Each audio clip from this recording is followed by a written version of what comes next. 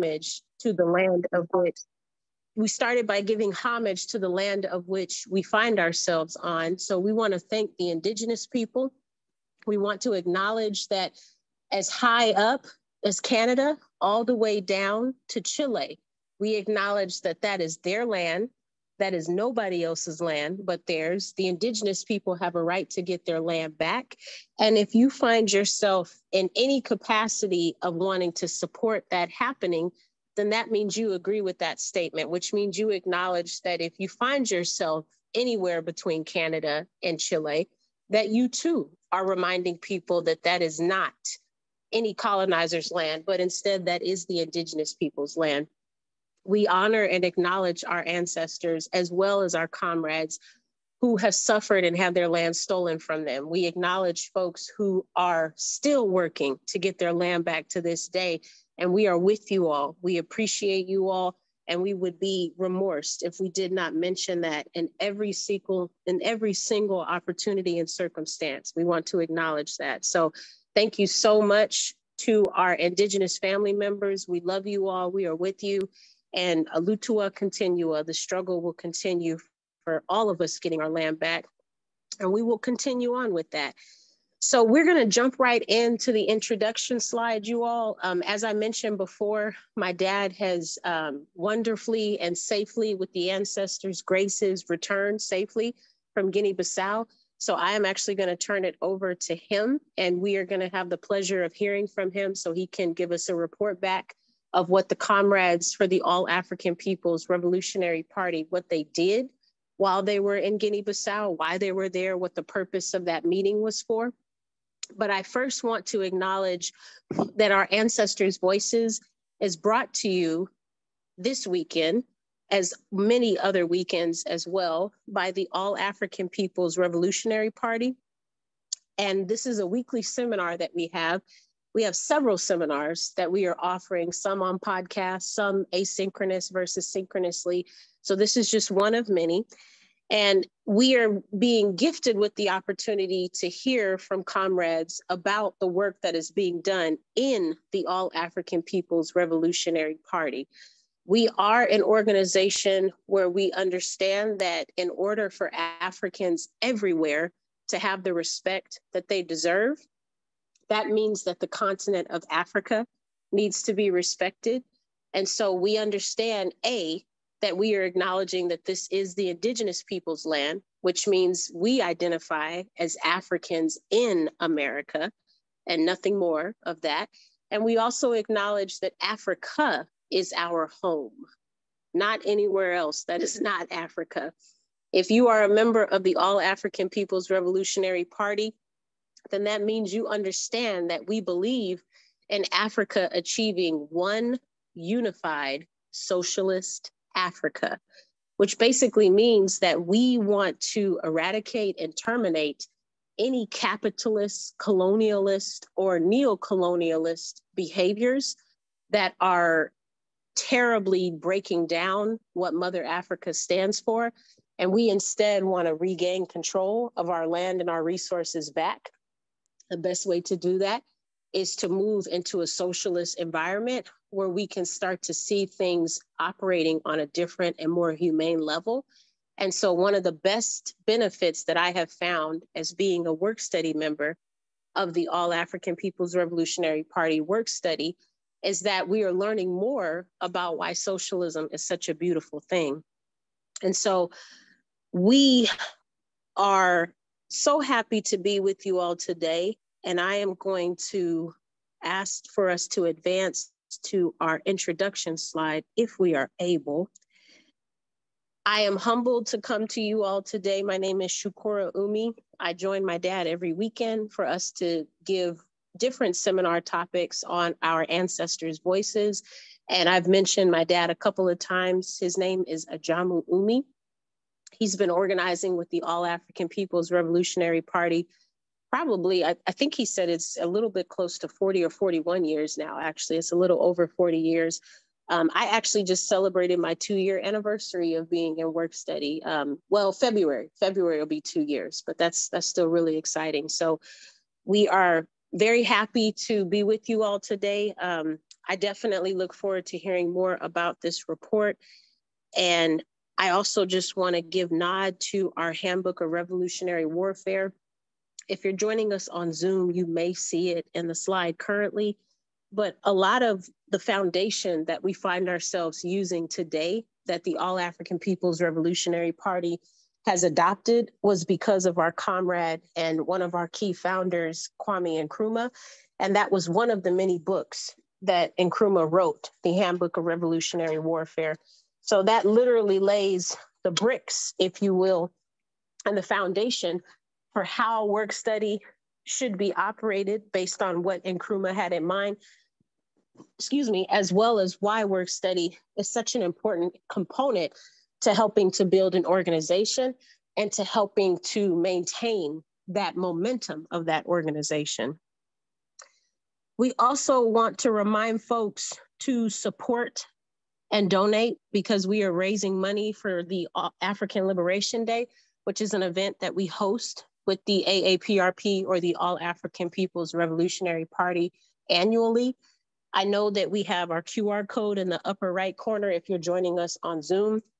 If not, you can simply go to our website, AAPRP-INTL.org, and you can click to join and become a member on the right-hand side of the screen. After you do that, you'll be given the opportunity to donate. ALD is such an amazing and international event, but it can be very costly. And so we do ask for you to donate as little or as much as you can. And we're going to continue to ask for those donations as we get close to that day. We usually start to honor and celebrate ALD around May, which, as you know, is coming up soon. So definitely, please, please, please help us raise the money if you can and donate at your convenience. Are we ready, Daddy, for me to turn it over? Yeah, thank you, Shakura. Of course, thank you. And greetings, everyone. Apologies for the technical problems. I have 3 screens here and they're all showing different things and they won't respond to any of the keyboard commands. So you tell me, I don't know. But we're going to keep going anyway. And we hope you can see, those of you that are looking at the screen, at least have some vision of the pictures because we're going to be talking about them in great detail for the next several minutes. And we may go a few minutes longer today, just simply because of the nature of the importance of the material that we're covering. So we hope that that's okay with everyone.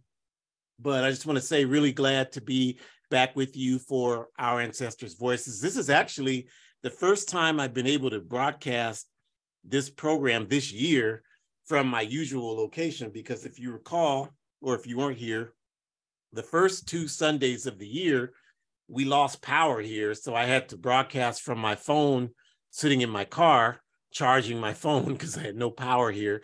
And then, of course, the last 2 weeks, I was in Guinea-Bissau. So happy to be with you all. Not happy to no longer be in Africa, but happy to be with you all to share what we experienced and what we accomplished there over the last couple of weeks. So we'll just get right into it by starting with the history and the welcome, what happened. And so, as you all know, we talk often about the Handbook of Revolutionary Warfare, the book that was written by Kwame Nkrumah in 1968. And that book being really the blueprint for how we see the achievement of revolutionary Pan-Africanism, which we in the All African People's Revolutionary Party define as our objective. So, of course, the definition of Pan-Africanism is one unified socialist Africa. And in the Handbook of Revolutionary Warfare, Nkrumah talks about the strategy to achieve Pan-Africanism being uniting all of the revolutionary Pan-African political formations on the ground throughout Africa into one unified body that we call the All African Committee for Political Coordination, AACPC, as Nkrumah titled it in the handbook. And so that's our strategy. That's what it's about. That drives everything that we do. And we're going to talk a lot right now about the African Party for the Independence of Guinea-Bissau, or the PAIGC, as you see their logo on the screen. And of course, we always talk about the PAIGC, but this particular topic today is really essential that we dig even deeper into who they are and what role they play in our Pan-African work. Okay, so going back to this history with the handbook, of course, if you go back, the PAIGC was started by Amilcar Cabral in 1956. And the PAIGC's initial task was to organize and wage war against the Portuguese who were colonizing Guinea-Bissau. And of course, Portugal had 3 colonies in Africa. They had Guinea-Bissau, they had Angola, and Mozambique. And because Portugal is one of the poorest countries in Europe, they, unlike, some of the richer colonizing countries like Britain, France, Germany, et cetera, Portugal did not have the luxury of negotiating independence to its former African colonies. So in each of those 3 countries, our people had to wage war against Portugal to get them the hell out of Angola, Mozambique, and Guinea-Bissau. And so Amilcar Cabral founded the African Party for the Independence of Guinea-Bissau, or the PAIGC, in 1956.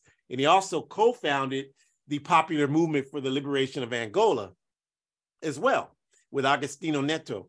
And as the PAIGC began to organize to wage this anti-colonial war against Portugal, the country of Guinea-Conakry, and if you look at a map, you know that Guinea-Bissau is bordered with Guinea-Conakry. And the country of Guinea-Conakry, which was governed by the Democratic Party of Guinea, and Sékou Touré, who of course is one of our ideologues in the All-African People's Revolutionary Party, they performed their revolutionary responsibility in the 1960s by inviting the PAIGC to base its military operations and its political military operations in Guinea-Conakry to wage the war, to stage their war, their anti-colonial war against Portugal. So if you look at Guinea-Conakry in the late 1960s, what was happening there is Amilcar Cabral and the African Party for the Independence of Guinea-Bissau, the PAIGC, was basing its military operations against Portugal from Guinea-Conakry. You also had Kwame Nkrumah, whose government had been illegally overthrown by the CIA, Central Intelligence Agency-backed coup d'etat in Ghana in February of 1966. We call them criminals in action.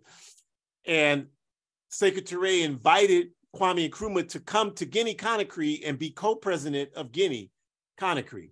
So Kwame Nkrumah was there in Guinea-Conakry. Amilcar Cabral and the PAIGC were based there.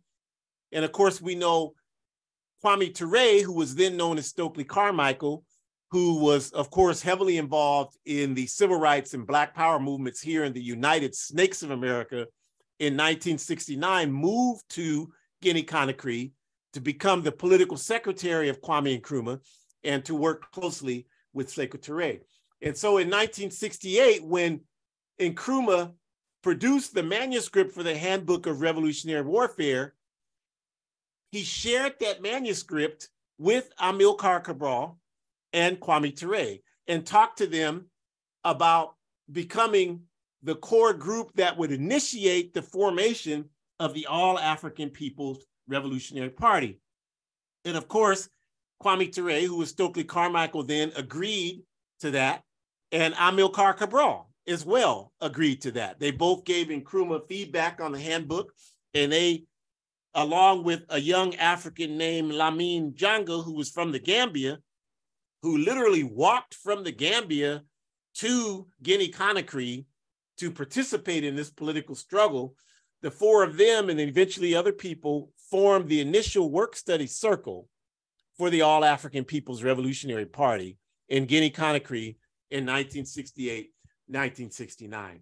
So the PAIGC, of course, if you heard anything I just said, is essential to the development of our Pan-African work, as well as the development of the All-African People's Revolutionary Party. And the picture you see on the right-hand side of your screen is a picture illustrating the young pioneers of the PAIGC. And when we arrived in Guinea-Bissau, and we had A-APRP delegates, our process for our party Congress, which we held in Guinea-Bissau, is that all of the people who would be elected delegates were voted on by party militants all over the world. And so here where I live in Miwok land, which is known as California, the comrades on the ground here they voted, and they voted 3 of us here as delegates, myself, Brother Akabundu Amazu in the Bay Area, and Sister Imzuri Pambele, who's in the Los Angeles area. And Brother Akabundu and I went to Guinea-Bissau, and Sister Imzuri participated virtually for the Congress. And so we were the elected delegates for this particular area, and we had elected delegates from all over the world. And so we had people there from the United States. We had delegates participating from Canada. We had delegates participating from Azania, or what you call South Africa, the colonized name. We had delegates participating from Kenya, from Guinea-Bissau, obviously, from Burkina Faso, from Ghana, and from Senegal. And so all of those places represented the delegates who participated in this party Congress in Guinea-Bissau the last couple of weeks. And we'll talk more specifically about what happened there. But I want to speak about this photo here. What happened is that the people in Guinea-Bissau were so excited that all of us were there from all these countries coming to Africa to fight to uplift Africa rather, that everywhere we went in Guinea-Bissau, there were receptions organized for us. There were ceremonies organized for us. And I'm telling you all, each of these times, the tears were flowing when they happened. This picture you see here, the young people lined up to welcome us to their village area there. And, you know, the people there speak Creole and Portuguese, and I don't speak either. So we didn't have the ability to talk on that level. But culturally, the language is the same because we're all African people. I didn't have any problem understanding what was going on.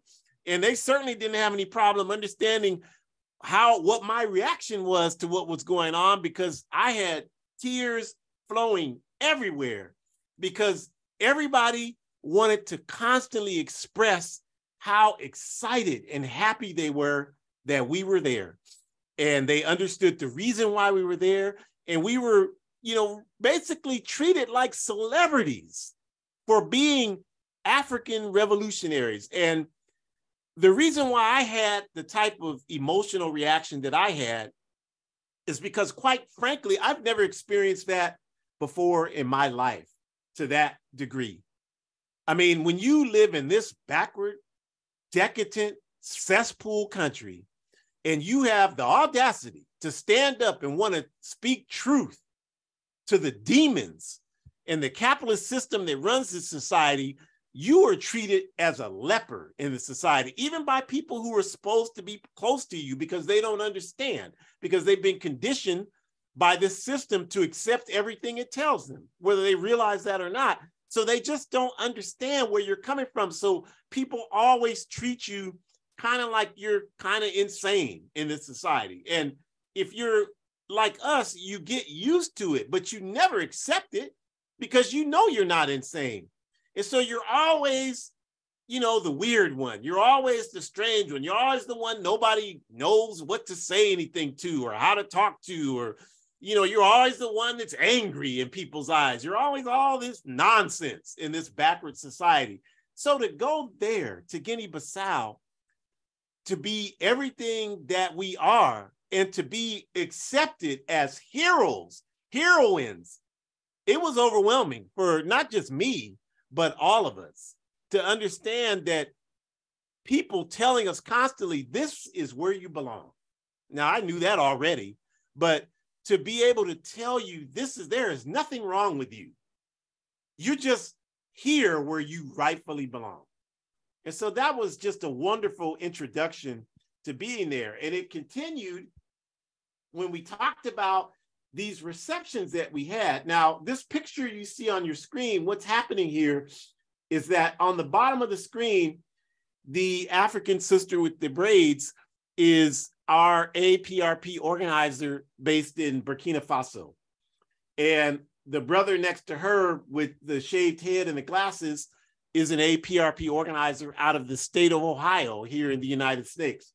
And then next to him, the brother in the purple and the Amilcar Cabral style hat is our brother Imani, who has been living in Guinea-Bissau for decades and is a central committee member for both the PAIGC and the A-APRP. So as you can see, the people enthusiastically, they wanted to meet all of us. They wanted to hug us. They wanted to shake our hands, even though we couldn't talk to each other. They wanted to let us know how excited they were that we had come there to do the work that we were doing. And y'all know, like, you do work in this backward country, nobody greets you with excitement. You know, people look at you like you have the boo-boo on you or something when you're trying to do work in this country. So, you know, that's why the emotional response was what it was. And then I'll move on and talk more about the PAIGC and Amilcar Cabral, because we held our party Congress in the headquarters of the PAIGC. And the president of the PAIGC, Comrade Brother Domingos Pereira, he said to us, and he speaks English, he said to us, "This is your home and you treat it as such." He said that 5 or 6 times. And this was not just idle talk, you all. Like, I spent 2 weeks in the PAIGC headquarters, and I literally, lived there. The picture on the left is right outside the main meeting hall, which I'm pictured in the right. And that's our comrade sister, Deborah, who's a part of the PAIGC and the A-APRP. And she was tasked the whole time with, responding to our needs because she spoke enough English to be able to do that. And she was just a tireless sister comrade and warrior in Guinea-Bissau. And I just wanted to take that picture because I just thought it was really such a symbolic picture of her and the strength that in her young years that she represents. And, just there with the PAIGC sign. And then on the right, I'm standing in the main meeting room at PAIGC headquarters. And the reason why I have that fat smile on my face is that for the last 6 or 7 years, I've had a picture of this room on every laptop that I've had, because to me, the work that the PAIGC does and has done just has always been very inspiring to me. So I always had this picture of this room full of people on my laptop. I still do to this day. And so to actually physically get in the room like I am right there for the first time in my life was just overwhelming to me. And I just felt so humbled and honored to be there in the midst of freedom fighters, people who had fought in the war against Portugal. And we met a number of those people who had fought in the war against Portugal, freedom fighters. Those are my troops. Those are my troops. To hell with it, with all this support, the U.S., the mercenary people in the U.S., you got to be out of your goddamn mind. Those people there are my troops. That's who I support. And if you don't do that, then you need to get your head examined, because these are the people who have contributed something to our people, contributed dignity to our people and forward progress. I don't have nothing to show for nothing the U.S. military has ever done anywhere on the planet Earth. So this was why it was such a experience to be there, and for them to be thanking me. It was incomprehensible to me. I kept saying, no, I thank you. I honor you. I haven't done anything. I honor you for what you've done. So this is important because, the PAIGC, I think, is a perfect model for how we see Pan-Africanism coming about, because they have hundreds of thousands of people who are dedicated to their work. And when you hang out in their headquarters, you see the work, the various organizational units that they have within the PAIGC, like the General Union of Guinea-Bissau Women, or UDEMU, or JOC, the Amilcar Cabral African Youth, all of the youth, which I mentioned Comrade Deborah, who's in the picture there, a member of JOC. Every day, you all, they had ideological seminars. They had community work every day. And they would always invite us to participate, which we did. And they do this every day. So you all, why are we always talking about the need for political education? Because that's what will get us free.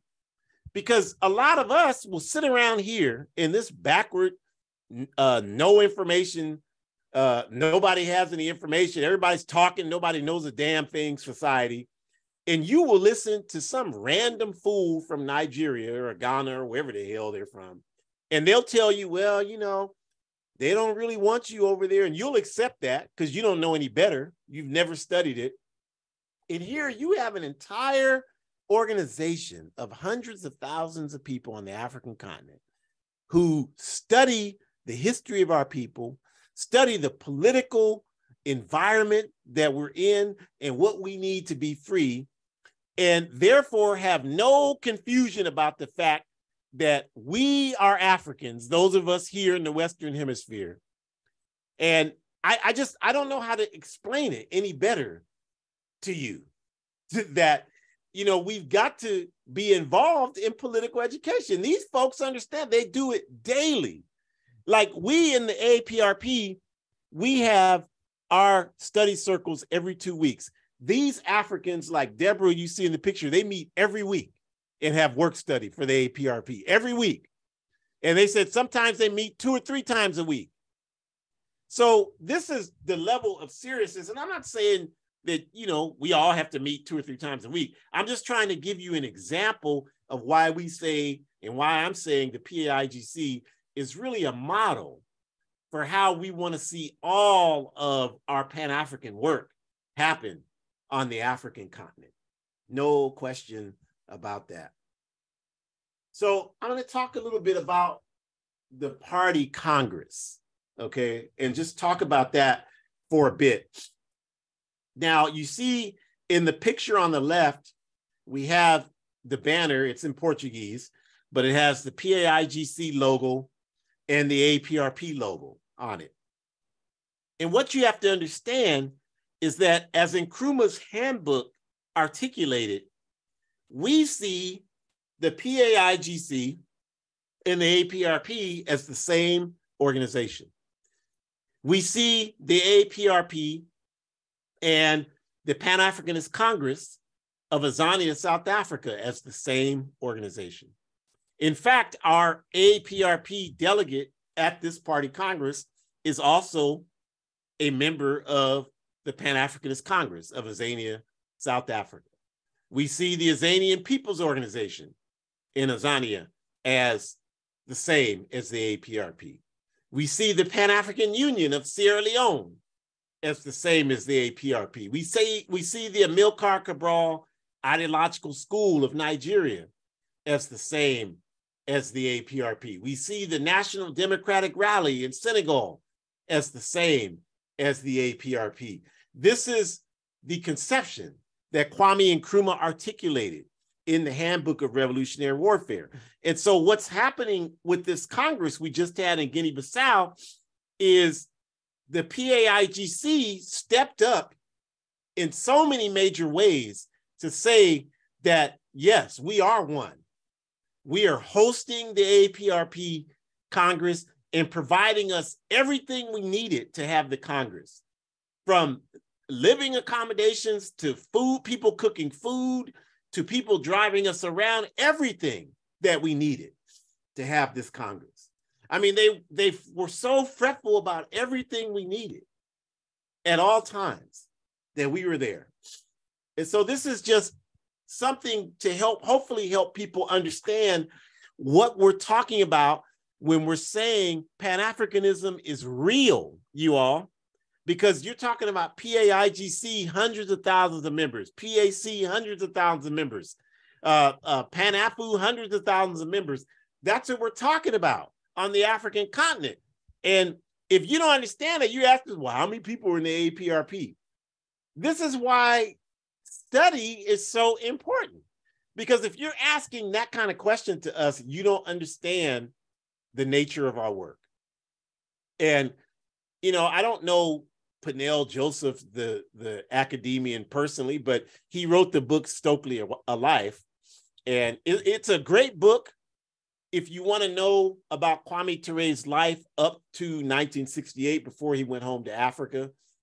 Really, it's really the best book I've ever read about Kwame's life up through 1968.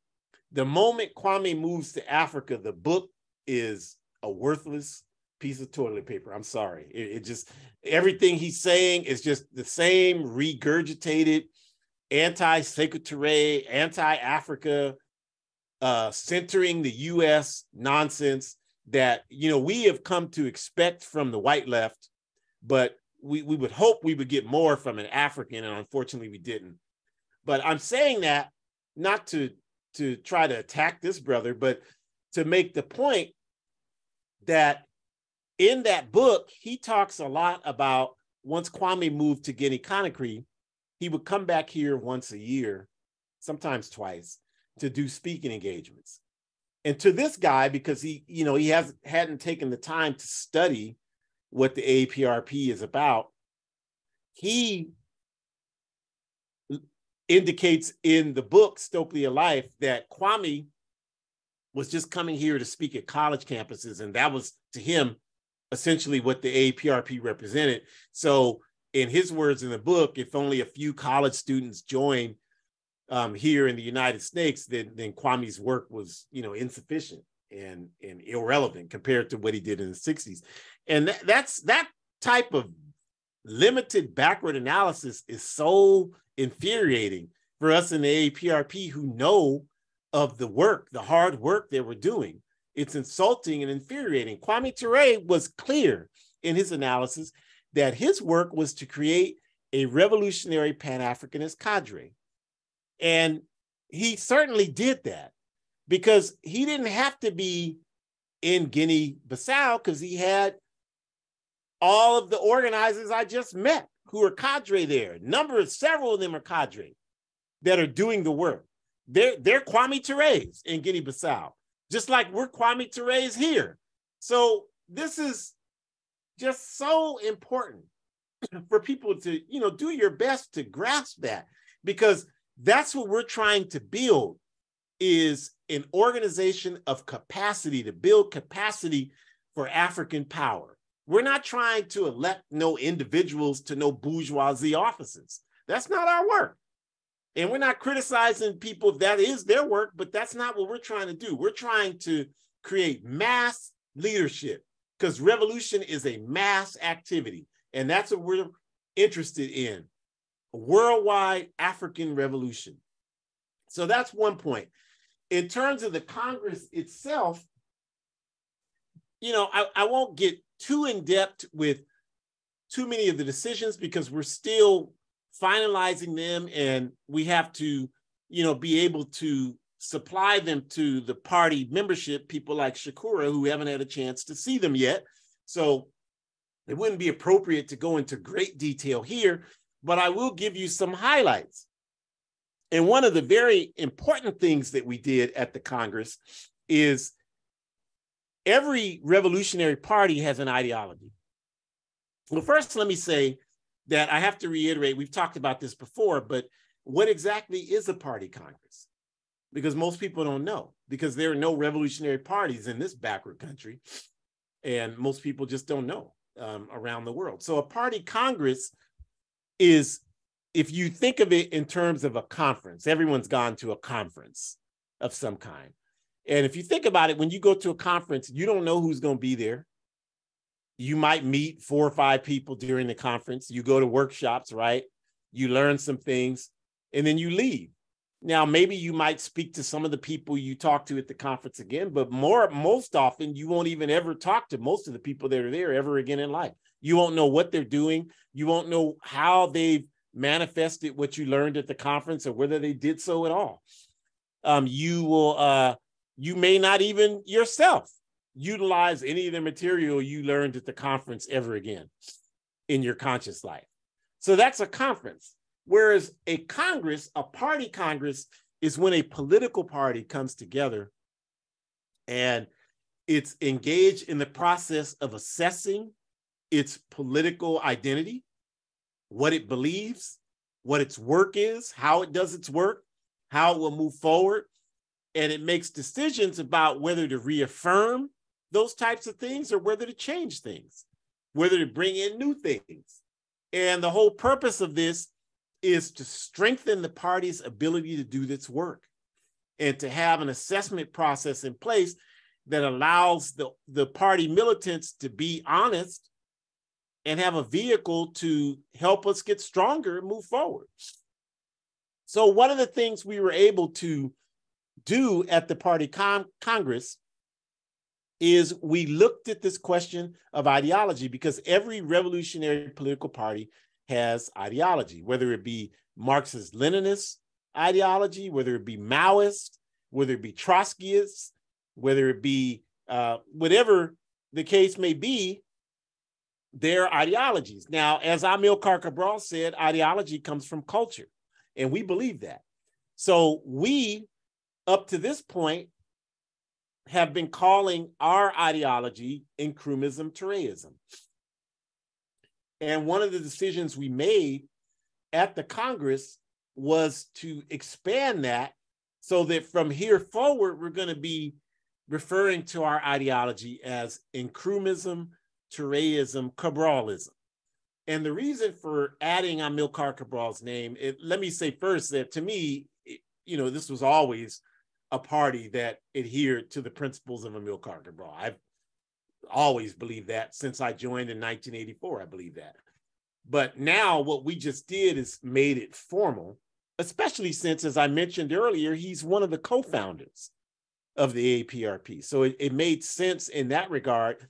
And just what Cabral talked about, particularly his contributions as it relates to political party development and culture as a tool for liberation, I think are essential that we named it. Nkrumahism, Touréism, Cabralism. So that was one of the decisions that we made. And so from here forward, we will talk about our ideology in that regard. Another decision that we made that I'll talk about is we wanted to ensure that women and marginalized genders are represented in every way possible in the A-APRP, and that they are able to empower themselves. So, some of the details around that are still being worked out, but I'll just say we took large strides to ensure that women and marginalized people have a voice in everything that we do. They always have had a voice, but we made some legislative decisions to, I'll just say, ensure that no matter what the number of women and marginalized people there are, they will still have a voice that's equal or even exceeds that of men going forward. And I was very excited about those decisions. In fact, those decisions to me were some of the most important decisions we made. We made a lot of decisions about our structure as an organization, which I'm also extremely excited to see us begin to implement those things. But the important thing for, taking away from this discussion is that we saw the process of democratic centralism in action, you all. And democratic centralism is an operational principle in the All-African People's Revolutionary Party. And I say that because democracy functions at its highest level in revolutionary parties. And that needs to be said over and over and over and over again, because most of us have been trained in these bourgeoisie societies to believe that these bourgeoisie capitalist societies represent the highest form of democracy. So in other words, you have a backward system where you can vote every 2 years and 4 years. And because you can do that, that's the definition of democracy. You are not making any decisions about anything this country does. You don't decide who they send weapons to. If they decide to send weapons and support to a largely neo-Nazi regime in Ukraine, you have no say-so in that. But yet you're still told that this is the greatest democracy on earth. If they decide to go to war against Iraq based on lies of weapons of mass destruction, you have no say. Nobody called you and asked you what your opinion was about them going to war with those people, or in Afghanistan. You didn't get no call. Maybe you didn't check your voicemail, but I guarantee you, nobody called you and asked you about that. So you don't have any democracy here. You don't even have, you don't even have the ability, if something happens in your community that you don't like, you don't even have a methodology to address it. All you can do is call somebody's office that's an elected official and talk to somebody and hope they're even listening to you and not eating their lunch while you're talking to them. You have no process to get anything done here. Whereas the way democratic centralism in revolutionary parties works is that this party Congress, we started preparing for it 2 years ago. Everybody in the party had opportunities to write papers around concepts you wanted to see discussed.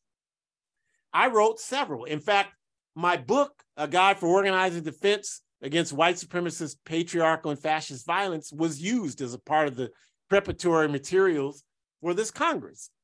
And we did that. And we debated.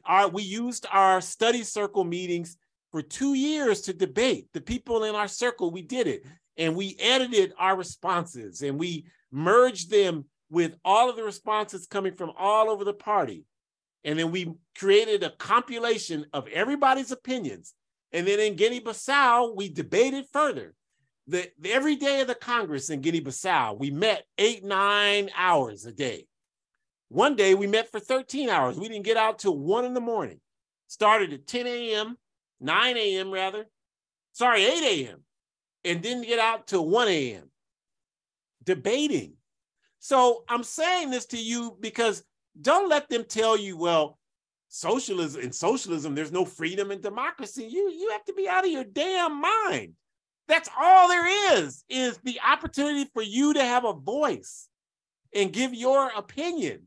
But you have to do the work to know what you're talking about. It's not like in the bourgeois society where if you got vocal cords, you can talk. You don't have a damn idea what you're talking about.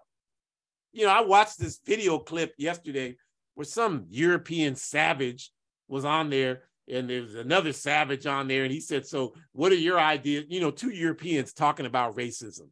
That's absolutely worthless. That's like me talking about delivering a baby. Who wants to listen to that? I don't know what the hell I'm talking about. But yeah, in this society, well, that's their right. That's their truth. They have a right to speak about it. That's how crazy the society is. So these two demons are talking, and the one says, well, what about racism? And the second says, in total confidence, y'all, well, institutional racism is totally gone. And then they just keep talking, and that's accepted as intellectual discourse in this backward country. We're not going for that nonsense. Democratic centralism is how the people have a voice. We can't explain it to you in just a few minutes, but we're saying next time you hear the term democratic centralism, reach out. We're happy to give you material so you can understand it. It's an operational principle within the All-African People's Revolutionary Party. And this party Congress displayed it in clear terms. I've operated using it for 39 years now in the party. And it was on full display the last couple of weeks, and it performed to its highest potential. Very proud of how we conducted ourselves in terms of getting things done and being able to make decisions. So I want to spend a moment talking about our immortal comrade sister, Teodora Gomez, who you see in the picture there on your screen. in the beautiful African dress and the shades. And this African woman, if you want to know about her, you should read the book Fighting Two Colonialisms. Fighting Two Colonialisms by Stephanie Erdang, Urdang. Now, I read this book in 1985, you all. It was in my 20s. And she talks extensively in this book. She's talking about UDEMU, the General Union of Guinea-Bissau Women, during the anti-colonial war against Portugal. And she talks a lot about Comrade Sister Teodora Gomez, as well as Sister Carmen Piera, who's made her physical transition.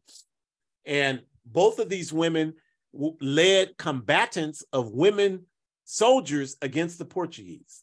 So this woman is a living soldier for African liberation, you all, on the battlefield, fought and risked her life on the battlefield for Africa and African people. And to start our Congress, this immortal human being stood up. There was not a dry eye in the place, because she talked about how she has dreamed. This is what she said.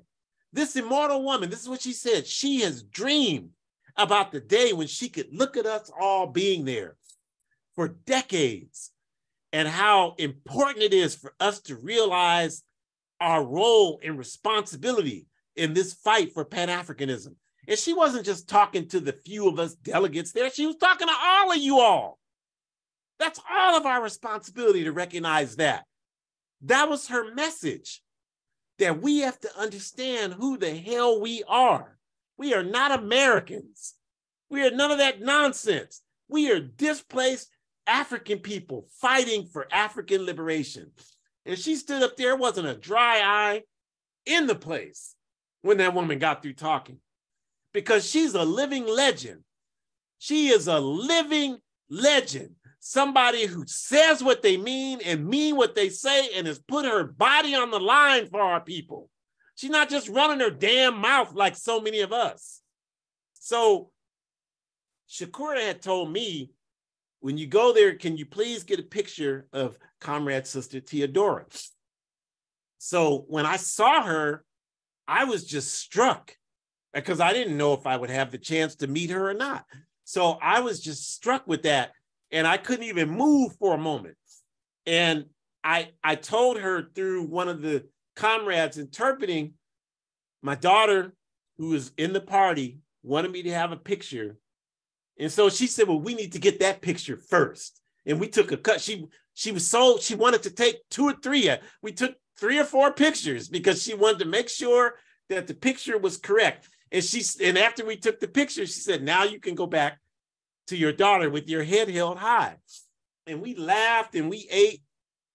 And I just couldn't stop looking at her, because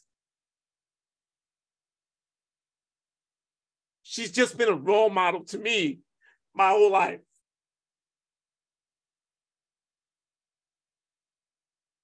So if you don't understand that, that's your problem. But I know who my heroines are, and this is one of them here. This is one of them who I have been inspired by for 40 years. And she came there to tell us how excited she was to see us.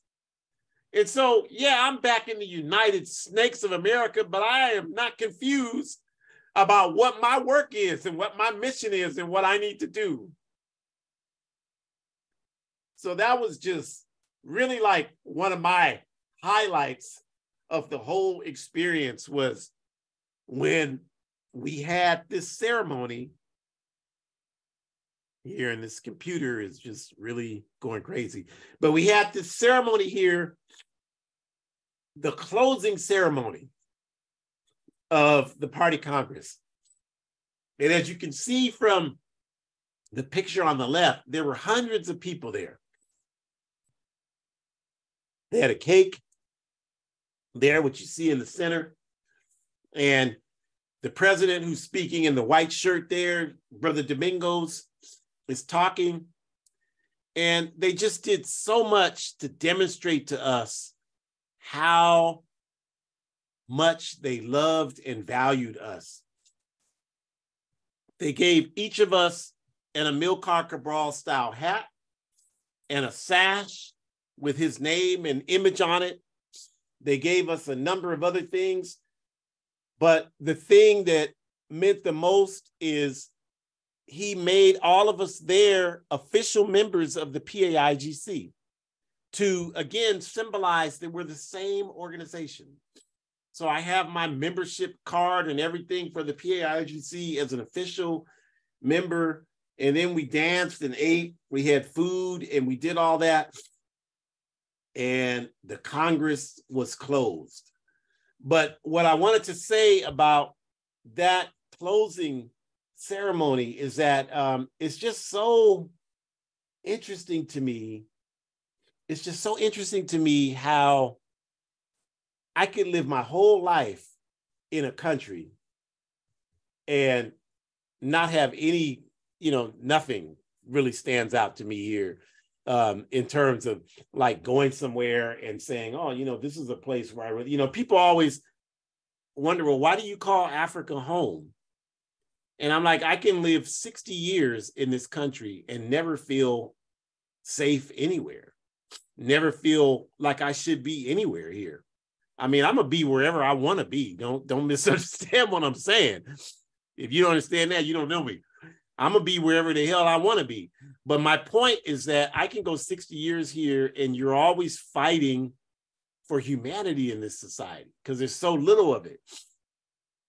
And I don't care where I go in Africa, the minute I'm there, that humanity is there with me. And that's why I don't, people, I don't know how to explain it to people any better when they'll go, I don't know why you call Africa home. I mean, it becomes obvious immediately that it's home. Because what is home? Home is where you belong, where you're treated like you belong there. That's what home is. I'm not talking about, you can have a house like I do, and you can have loving people in your house like I do, and they can treat you like that. But that's not the society.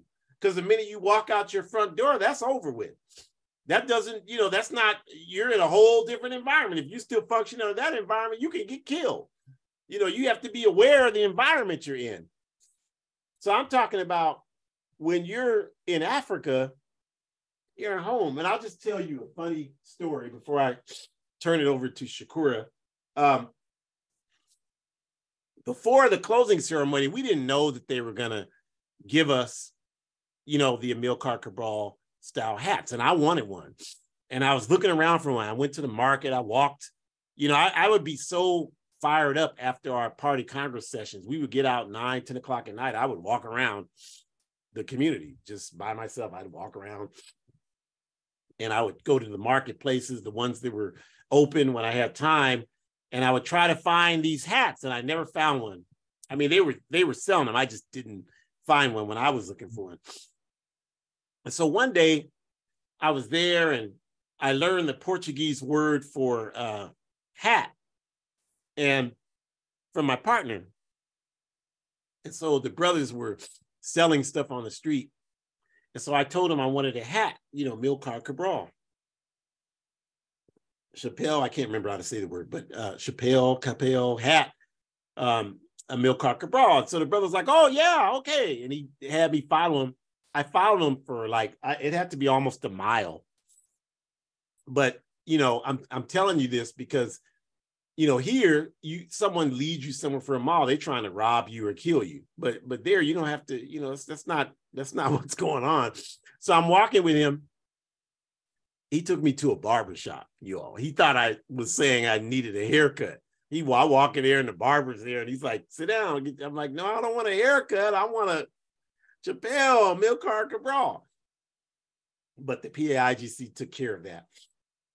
They got us the Amilcar Cabral style hats. So I just want to say again that this party Congress was a success. We had delegates again from Tanzania, South Africa, Kenya, Burkina Faso, Ghana, the US, virtual delegates from Canada and Senegal. And that picture on your screen reflects a lot of those folks who were there. Guinea-Bissau as well.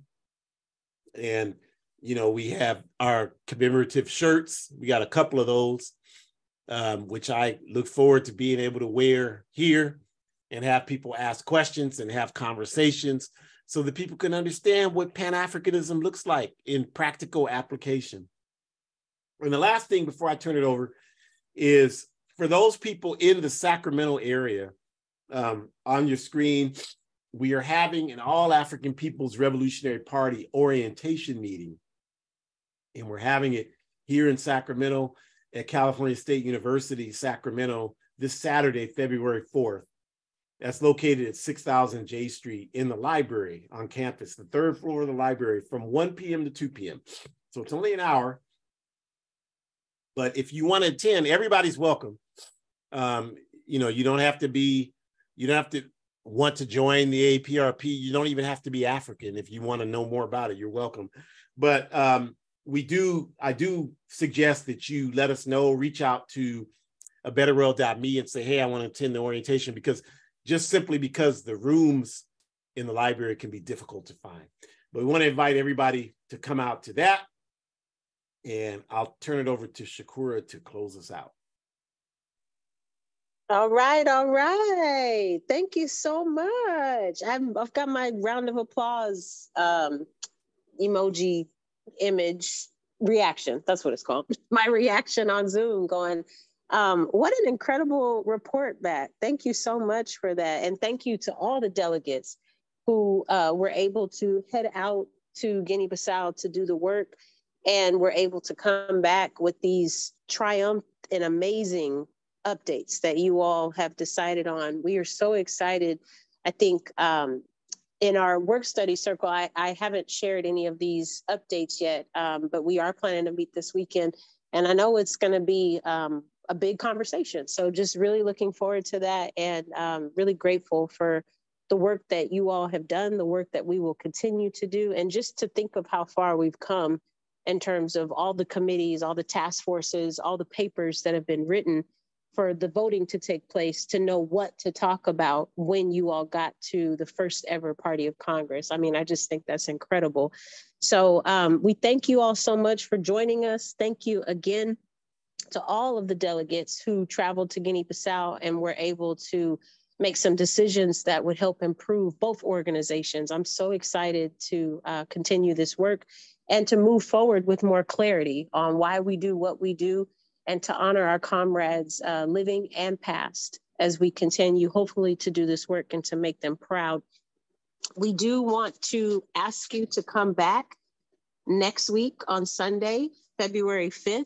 We will be talking about African or colonized Black History Month. And so the selling out of African Black History Month, okay? So make sure you join us on Sunday, Pacific time. It'll be 4 p.m. Central, that's 6 o'clock Eastern, that's 7. We are so excited that you all are with us. And remember, if you are joining us from Africa, if you are joining us from Europe or another part of the world, and you want to check out the video at another time of day, remember that you can check it out on YouTube. So we record these videos and then post them on the YouTube page, so you can check it out and get more information, but also watch it at a different time that might be more convenient for you. Please make sure that you visit the A-APRP Forward Ever shop. We are still selling our merchandise, and proceeds from those merchandise sales also go to helping to fund the All African People's Revolutionary Party. So of course you see we're selling the African period t-shirts as well as hoodies. So please make sure you order one and support that. You can visit our Etsy website and see the link below for that. Also, just want to remind you all, we are collecting donations for African Liberation Day. So you can visit the AAPRP-int.l.org. And as I said, you click on the right link to express that you want to become a member. And after that, you'll be prompted to donate money and go from there. African Liberation Day is one of the largest events that we host and organize each year, and it is a very costly event. So please, please, please donate. Share the link with other people. Try to get as many people as you can to donate. The ALD task force has already been working diligently to get ALD off the ground, but we definitely can use more income to help just take it to the next level and to help us get what we need so that it can be the best event for Africans and other colonized people everywhere. Please make sure to visit my dad's blog, so abetterworld.me. You can also check out the videos for our ancestors' voices on the blog as well.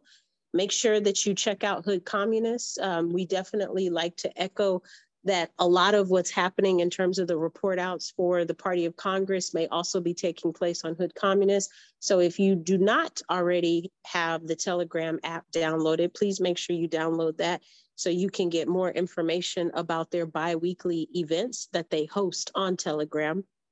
You can also donate to not just for ALD, but we have other events going on this year. So just make sure you visit the AAPRP-INT.L website so that we can receive your support in that way. Don't forget that we have numerous ways that we are expressing media. So we also have the AAPRP Pontula podcast that takes place on Monday nights. And so you can check that out on the YouTube page. We also have the A-APRP Revolutionary African Women, which takes place on the last Saturdays of the month. I believe that's through Spotify. We have the Forward Ever broadcast. And we also have the A-APRP New Mexico chapter weekly newscasts that they have on Thursdays, and that's 12 p.m. Mountain Time. If you have not already bought a guide for organizing defense against white supremacist, patriarchal, and fascist violence, please make sure you get a copy. They are still on sale through Amazon. You can, I think, spend $8 for a copy, a handheld copy. And I want to say electronic copies are also available. So please make sure you support. And if you have not already had a chance to break down what each chapter of that book really means, then you can go back to the YouTube page, because we actually did a seminar where we had not just a talking panel expressing why my dad decided to write this book and where it came from, but also where we took each seminar and used that hour to break down each particular chapter. So I was encouraging folks to maybe try to read it first and then watch the seminar to get more information and maybe reinforce some things that you needed clarity on, or vice versa. But maybe you want to watch the videos first and then watch the book, however you want to, and then watch the book. I'm sorry, I'm tired. Watch the videos and then read the book. Yes, you can do that as well. It's completely up to you, but definitely make sure you support and purchase your books, because again, the proceeds from that are also going, you guessed it, to build the party in every capacity we have. So we thank you all so much. We'll see you next week on Sunday, February 5th. Selling Out African Black History Month at 4 p.m. Pacific. Be safe, stay strong. The struggle continues, and we are winning. There is nothing wrong with you, so don't let capitalist people tell you there is. Ashe.